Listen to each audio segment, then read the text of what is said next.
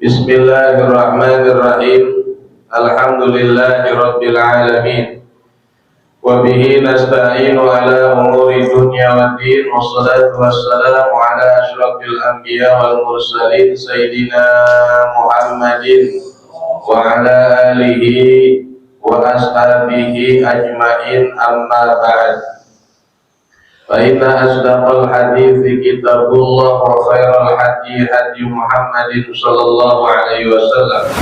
Wa syarrul umur muhdatsatuha wa kullu muhdatsatin bid'ah wa kullu bid'atin dhalalah wa kullu dhalalatin finnar. Wa bi sanadil muttasil qala Syekhul Imamul Muallif al-ju'alatu ja'alatu ay hazihil ji'alah. Inilah menjelaskan tentang sayembara.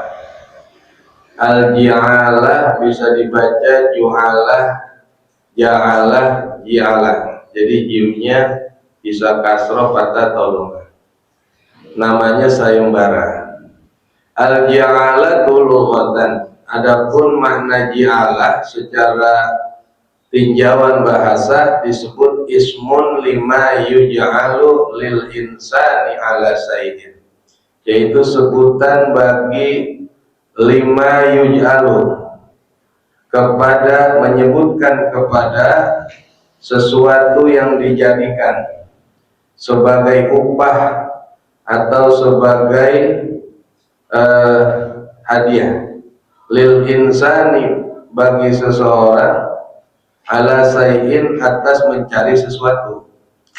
Wasar'an, dan adapun menurut syariat agama, jadi sembara itu diperbolehkan Bapak sekalian. Adapun mengenai bab ji'alah ini atau sembara ini, ada kalanya diletakkan setelah babul khotoh, setelahnya bab menjelaskan tentang menemukan barang yang hilang.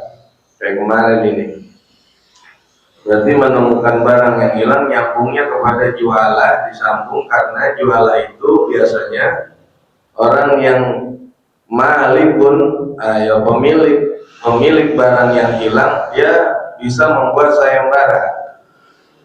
Ya, bila mana ada yang menemukan barang saya, nanti akan saya tebus dengan biaya atau dengan berbentuk uang sekian.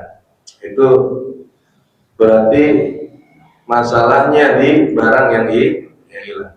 Atau bisa jadi masuk babul ijarah, yaitu bab jasa menemukan barang, namanya babul ijarah, yaitu bab upah karena telah menemukan barang, namanya jasa mencari barang hilang.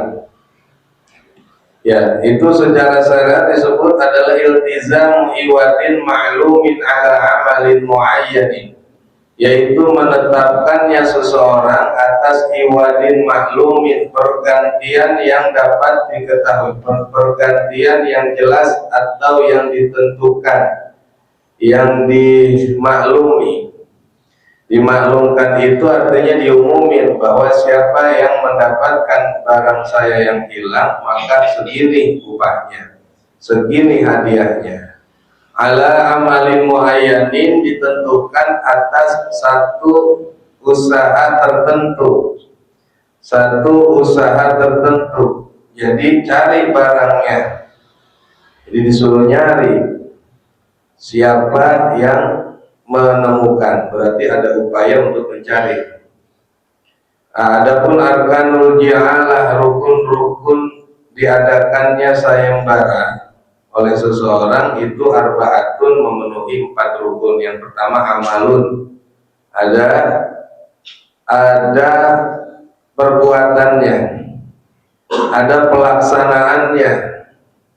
Yang kedua ju'lun, ada pertukaran barang atau ada harganya yang ditentukan untuk barang yang ditemukan. Wasilotun, dan adanya ucapan. Kalau nggak ada ucapan, tiba-tiba kita mencari aja, kita balikin, maka kewajiban untuk membayar uang uang jasanya atau uang tebusannya tidak punya kewajiban bagi yang milik, dia bisa langsung ambil tuh Pak, tanpa diganti, karena enggak pakai ucapan. Wa akidun, dan ada persetujuan dari kedua belah pihak. Itu syaratnya jadi 3, ada amalun, ada perbuatannya, ada pekerjaannya. Kedua adalah ada ju'lun, ada hadiahnya atau harga yang ditentukan sebagai jasanya. Kemudian ada ucapan. Kemudian yang terakhir ada saling ucapan ijab dan qabul atau persetujuan. Ada persetujuan. Surutu amalil ja'alah, adapun syarat-syarat melakukan di dalam hal menemukan jualah, menemukan sayembara, mendapatkan sayembara, itu syaratnya 3, ayakun nabi ikulfah. Yang pertama adalah orang yang mau ikut sayembara, maka dia harus ada usaha, harus dia yang berupaya sendiri. Wa alla yata'ayyana, dan kemudian syaratnya dilakukan sayembara itu adalah tidak boleh hanya orang-orang tertentu, jadi bebas, ya, terbuka, bebas, ya, enggak ditentukan hanya 1, 2, 3 orang aja yang boleh ikut, jadi bebas. Itulah namanya jialah. Kemudian yang ketiga adalah syaratnya bisa diselenggarakan sayembara apabila tidak dibatasi waktu. Kalau dibatasi waktu, berarti orang kagak niat untuk ngadain sembara. Kalau sayembara mah batasannya nggak ada, pokoknya sampai barangnya ketemu, barangnya dibalikin. Nah, barang ketemu. Adapun satu ju'lil ji'alah, syaratnya harga atau hadiah atau ujroh, jasa, upah daripada jasanya menemukan barang, itu syaratnya harus sama dilmabe, harus berbentuk harga barang yang dijual. Artinya begini, harus berupa barang yang berharga, musamman, barang yang ada harganya, Pak, berbentuk uang atau berbentuk barang yang bisa dijual. Kalau barangnya sepele, remeh-temeh, nggak ada harganya, nemuin siapa yang nemuin barang, terus saya kasih roti 1, waduh, cuma dapat apa? Roti. Jadi umpamanya orang balikin barang, terus cuma dikasih makan doang, nih hadiahnya kita makan siang, yang hilang motor, gimana kira-kira? Ya, ini enggak musamman namanya, enggak samanul baik, ya, maka gagal sayembara itu berlangsung. Adapun sigotul ji'alah, ucapan ji'alah, yaitu labdun min tarfil multazim, yaitu lu ala isi bil amali bijulin, yaitu ucapan yang dikeluarkan oleh orang yang mengadakan sayembara. Dia bilang, misal contoh begini, dia ucapin, si Zaid berkata kepada si Umar, kalau engkau bisa mengembalikan barang saya yang hilang, semisal budak yang kabur, Umar, budak saya kabur, kalau kamu bisa bawa lagi itu budak ke sini, kamu akan mendapat sekian dinar. Sekian dinar. Dinar itu berarti uang emas, Mas, karena harga budak mahal. Nah, ini kan berarti samanul babe namanya, sebanding dengan atau ada kedekatan harga dengan barang yang hilang. Pokoknya yang hilang burung murai. Siapa yang nemuin burung murai gua, ntar saya kasih hadiah. Nah, 5.000, 10.000, apa yang nangkep bilang begini, gua lepas aja. Itu kan pero ya. Apa-apaan, setengah mati, sampai digigit sama semut rang-rang, gitu kan? Sampai pakai pelet, pakai apa namanya? yang getah ya. Kita. Sampai gua naik digigit rak, mau terang, lo begitu gua tangkep dikasih 5.000, gua lepas ya gitu kan ya. Biasanya begitu ya. Karena ini ucapan si Zaid sudah benar kepada Umar, kalau engkau bisa ngulangin budak saya yang lari, kau bisa bawa lagi dia ke sini, bagimu beberapa dinar aku kasih. Oh, berarti gede. Atau dia katakan gini, bukan hanya kepada Umar, man rodda li abiki, siapa yang bisa, berarti umum ya. Kalau yang tadi kepada Umar berarti Umar doang. Kalau yang ngulangin bukan Umar, maka nggak ada kewajiban ngasih hadiah, ngasih ongkos. Kan saya ngomong si Umar doang, itu berarti muayyan namanya. Nah, atau dia ucapan juga kepada yang lain, dah pokoknya siapa juga yang bisa balikin budak saya yang lari, maka baginya dinar. Siapa aja bebas. Nah, itulah yang disebut dengan saya. Nah, ini Bapak sekalian, riwayat hadisnya dahulu sebelum ada ijma sahabat ya, sebelum keluarnya bab jualah, ini dahulu memang ada hadisnya. Nah, maka pahamlah kita begini Pak, kalau pengambilan hukum itu pertama Quran. Kalau ada di Quran, ya Quran yang kita ambil.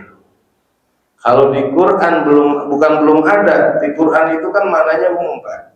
Cari di hadis. Di hadis juga masih umum.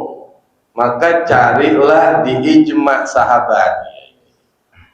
Ijma sahabat rasanya terbatas nih, itu doang dia. Cari di kias, pengiasan. Oh, kira-kira kalau begini sama enggak ya? Oh, dicarilah kias. Ya. Kias alawi itu lebih bagus, kias yang tinggi ya. Jadi kualitas awal itu kias kualitasnya sama Pak. Sapi sama kebo sama ya? Ya sama lah. Cuman harganya malah kebo ya. Karena kebo ternaknya digiring, kalau sapi ternaknya dijejelin.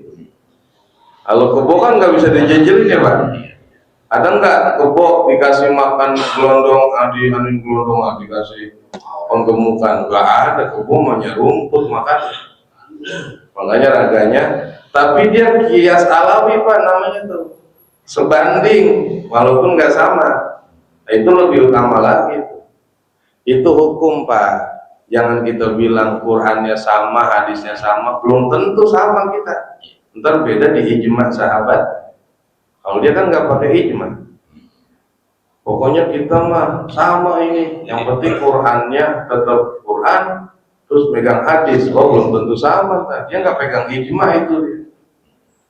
Dia nggak bisa pakai kaul sahabat, Nabi doang. Padahal sahabat itu juga punya hukum sahabat, namanya ijma sahabi atau ijma sahabat. Yang kata Nabi, kata Nabi, alaikum bisunnati wa sunnatil khulafa'ir rasyidin. Kata Nabi, atas kamu wajib memegang sunnahku, tapi pegang juga sunnah para sahabat.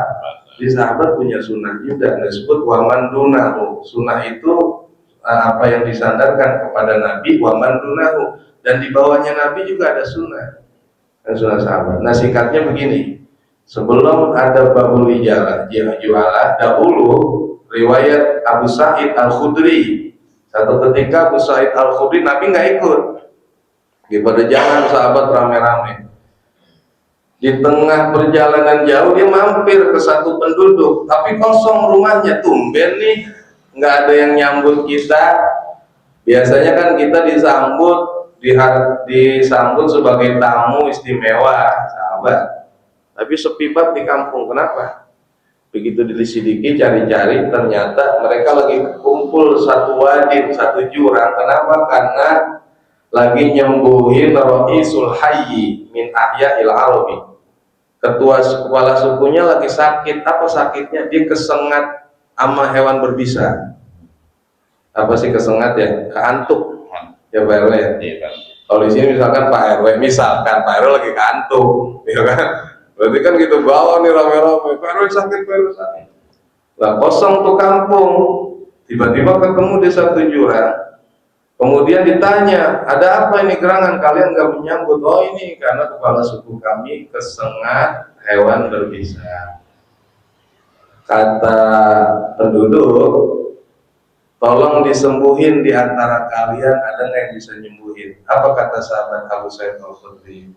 Bisa aja, tapi nggak gratis. Karena kalian nggak pada nyambut kami mau nih nyembuhin. Kepala suku syaratnya ada upahnya. Ya, jadi disebutkan laisa bidzalika illa bijublin. Kata-kata jublin itu asal dari jualah atau ja'alah. Kami mau asalkan dapat. Oke katanya, karena di situ penduduknya banyak ternak kambing. Siapa yang bisa? Kalian jumlahnya berapa? Lebih kurang 30. Kalau kepala suku kami sembuh, setiap satu di antara kalian, karena ada yang nyembuhin, saya kasih satu orang 40 ekor kambing. Ya, orang penduduknya kambingnya banyak. Maka dibacalah Abu Sa'id Al-Khudri. Dia ingat kata Nabi, suratul Fatihah atau Fatihatul kitab sifaun min kulida. Fatihah itu bisa nyembuhin segala. Dibaca tuh Fatihah 3 kali, ditiup, diusapin, kempes Pak, sembuh. Akhirnya sini dia upahnya dikasih. Pulang dari situ ke kota Madinah, ada yang ngadu, Abu Sa'id Khudri itu kok Nabi dia baca Fatihah tapi minta ongkos, emang boleh Quran dijual beliin gitu? Apa kata Nabi jawabannya nih Pak? Kata Nabi, inna ahaqqa wa fi riwayatin inna ahsana ma akhaztum alaihi ajran kitabullah. Sesungguhnya kalau ada upah dari satu pekerjaan, yang paling berhak dituntut adalah upahnya membaca Quran. Yang paling berhak untuk menuntut upah adalah bacaan. Kalau ada orang kerja Pak, mintanya upah, maka yang paling pantas, yang paling layak untuk dimintai upah karena udah kerja, yaitu membaca kitab Quran. Makanya nggak apa-apa Pak, ada orang hataman Quran, minta hataman Quran, terus satu orang berapa duit yang baca, boleh nggak Pak? Boleh. Jangan dibilang baca Quran minta bayaran, gitu ya. Ini hadisnya nih Pak. Makanya pernah ada sayembara, siapa yang nyembuhin orang yang kena hantu, kena binatang berbisa, maka orang itu akan dapat hadiah. Dibacain Fatihah 40 ekor kambing Pak. Ada nggak orang sini yang dibacain Fatihah sembuh ngasih 40 ekor? Keren. Kalau kita dibilangin ngaji sih minta dibayar, betul? Benar nggak Pak? Yasin, mimpin Yasin minta duit. Cuma kalau tahu begitu mah gue kagak mau datang, gue buka baca. Lu baca aja sendiri, lu doa aja sendiri, betul kan? Itu hadisnya Pak. Makanya pernah terjadi sayembara. Biar tahu kita profnya. Iya, biar tahu kita. Iya, biar paham jadi PRW. Jangan ya yang diupah kesannya upah kasar mulu ya kan? Ini kan upah halus, tapi upah halus kata Nabi. Karena kenapa? Karena Quran itu syafaat akhirat. Betul kan Pak? Betul. Karena Quran nolongin orang yang di dalam kuburan. Paling layak justru minta upah, karena itu untuk keselamatan apa? Akhirat. Kalau untuk dunia aja orang mahal-mahalan ngupain, masa untuk akhirat malah dimurahin, malah digratisin? Paham Pak? Paham. Jadi kalau ada orang yang baca hataman Quran buat ngirimin doa, malah dulu itu baca Quran di atas kuburan Pak. Nunggu kubur namanya Pak. Zaman PRW masih kita ingat ya PRW ya.